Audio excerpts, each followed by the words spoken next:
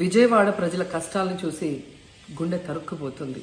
చిన్నపిల్లలు, మహిళలు, వృద్ధులు ఈ వరదల బారిన పడి ఎంత నరకం అనుభవిస్తున్నారో వారి మాటలు వింటుంటేనే మనకు అర్థమవుతుంది. కనీసం చిన్నపిల్లలకి పాలు అందటం లేదు, రోజుల తడబడి తాగేదానికి నీళ్లు అందటం లేదు.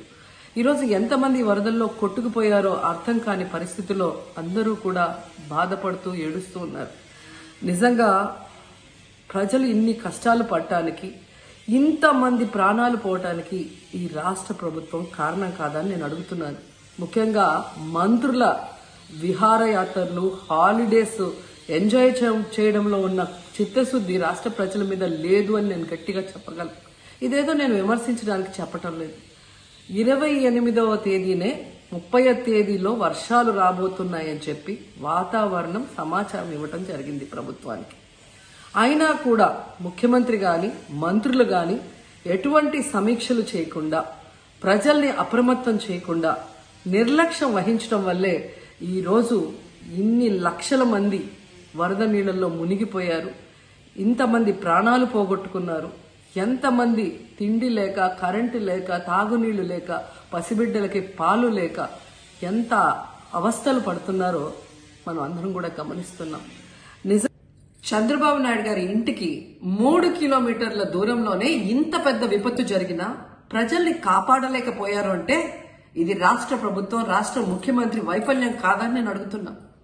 ఈరోజు కరకట్టు మీదున్న అక్రమ కట్టడాలని కాపాడటం కోసమే విజయవాడని ప్రజల్ని ముంచేశారు అనటంలో నిజం లేదా అని నేను అడుగుతున్నా. గంట ముందు ప్రజలకు చెప్పినా వాళ్ళు ముంపు బారిన పడేవారు కాదు.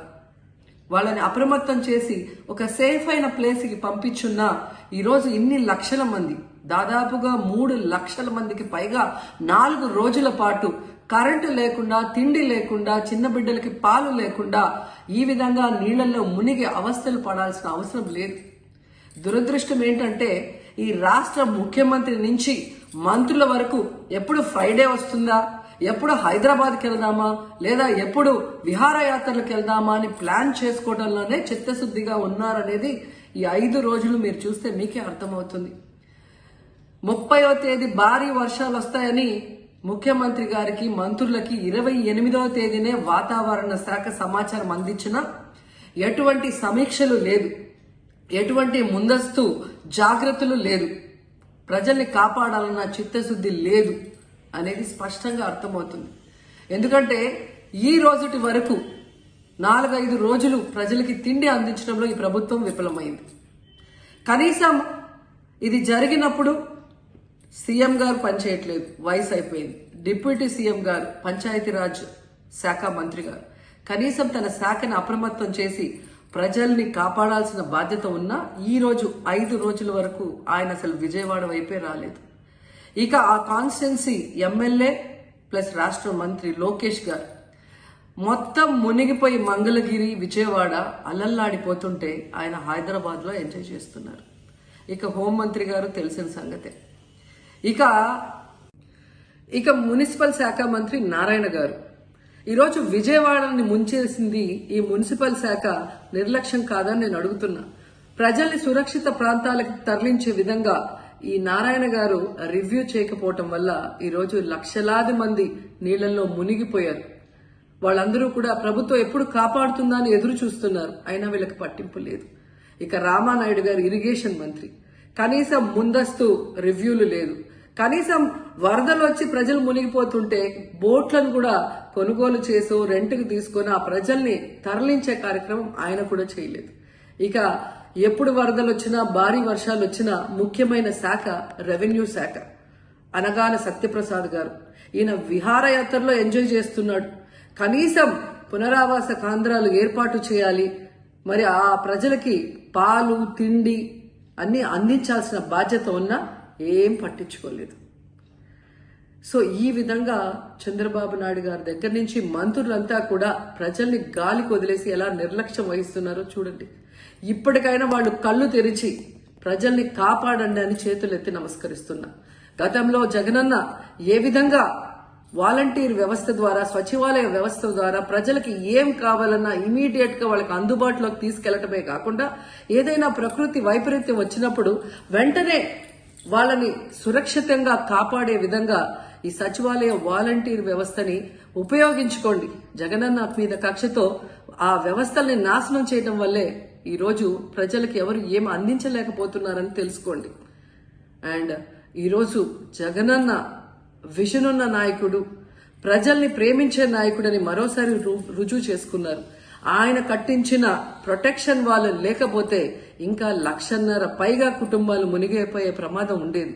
ఈరోజు ఆ ప్రాంతమంతా సేఫ్ గా ఉంది విజయవాడలో ఒక సైడ్ అంటే అది జగనన్న ప్రజల పట్ల ఉన్న అభిమానంతో ఆ ప్రొటెక్షన్ వాల్ కట్టించడం అనేది కూడా మనం అందరం గుర్తుంచుకోవాలి.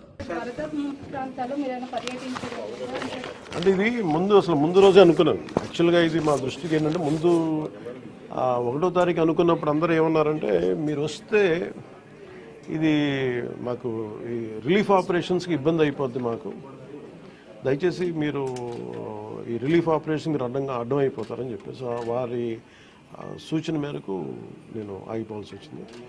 ఇప్పుడు కూడా ఒకసారి వాళ్ళ నిర్ణయం తీసుకొని వాళ్ళు టేక్ కాల్ వెళ్తే అది సహాయపడాలి, కానీ మళ్ళీ ఇంకొక కేయాటిక్ మీకు తెలుసు కదా, అందుకని దాన్ని దృష్టిలో పెట్టుకుని కొంచెం తటపాయిస్తున్నాను. అంతకుమించి లేదు, కొంచెం ఇబ్బంది లేదంటే ముందంటే మెయిన్ అధికారులు పాపం గత 72 గంటల నుంచి వాళ్ళు నలిగిపోతారు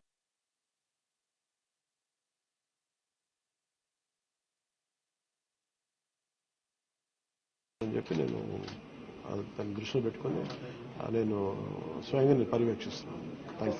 4 రోజులుగా పవన్ కళ్యాణ్ ఉప ముఖ్యమంత్రి రాలేదు, ఎక్కడ వెళ్ళని చెప్పి విపక్షాలు ఆరోపణ చేస్తున్నారు, బాధితులను పట్టించుకోలేదని చెప్పేసి ఆరోపిస్తున్నారు.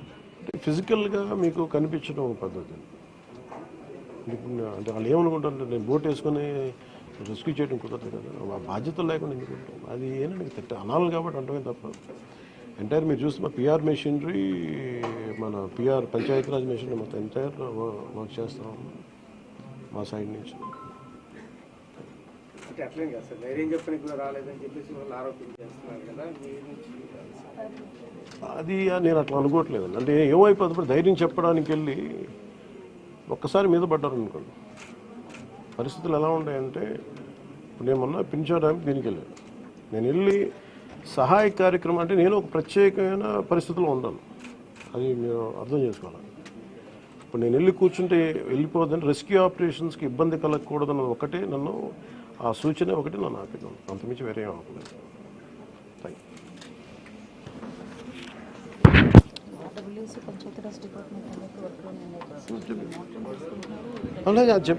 నిన్నే చెప్పాను అంటే పంచాయతీరాజ్ కానీ, రూరల్ వాటర్ సప్లై కానీ, ఇంజనీరింగ్ డిపార్ట్మెంట్ కానీ ఇవి కన్సిస్టెంట్గా పనిచేస్తున్నాయి in tandem with rescue operations.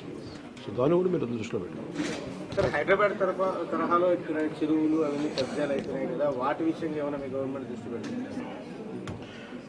ఇప్పుడు ఇది సక్సెసివ్గా ఇప్పుడు మనం అంటే దీంట్లో ఒక ఇది ప్రతి ప్రభుత్వం తీసుకోవాల్సిన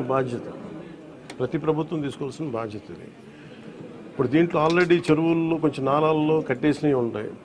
అసలు ముందస్తుగా వ్యవస్థలు కనుక చాలా బలంగా పనిచేస్తుందంటే పర్మిషన్స్ లేకుండా ఎప్పటికప్పుడు అది ఒక విచిత్రమైన పరిస్థితుల్లో అందరం వదిలేస్తాం, నీళ్ళు రావట్లేదని. ఎఫ్టీఎల్లో ఇప్పుడు మన హైదరాబాద్లో కూడా చూస్తున్నాం కదా, ఫుల్ ట్యాంక్ లెవెల్లో ఉన్న చోట్ల రావులని చెప్పి లాస్ట్ 20 yearsలో రాలేదని చెప్పి ఇల్లు కట్టేశారు. ఎప్పుడో సరదాగా అది ఎప్పుడు ఈ జలవనరుల శాఖ ఎప్పటికప్పుడు ఇది కట్టద్దు, పర్మిషన్స్ ఇవ్వద్దని అంటుంది మళ్ళీ, కానీ దాన్ని స్థానిక మున్సిపాలిటీలు కావచ్చు, కార్పొరేషన్స్ కావచ్చు ఇచ్చేసిన పరిస్థితుల్లో మీరు హైదరాబాద్ చూస్తున్నారు. మనకు కూడా అలాంటి పరిస్థితులు ఉన్నాయి. ఇది సక్సెసివ్గా జరుగుతూ ఉండింది. దీన్ని ఎట్లా అడ్రస్ చేయాలనేది ఇది ఒక సోషల్ ఇష్యూ కూడా అవుతుంది. సో దీన్ని ఎలా చేయాలి, కొంత ఎడ్యుకేట్ చేసి కొంత అవగాహన తీసుకొచ్చి ఒక ప్రత్యామ్నాయం కల్పించి దీన్ని ఖచ్చితంగా అడ్రస్ చేయాలి, భవిష్యత్తు ఖచ్చితంగా అడ్రస్ చేయాలి.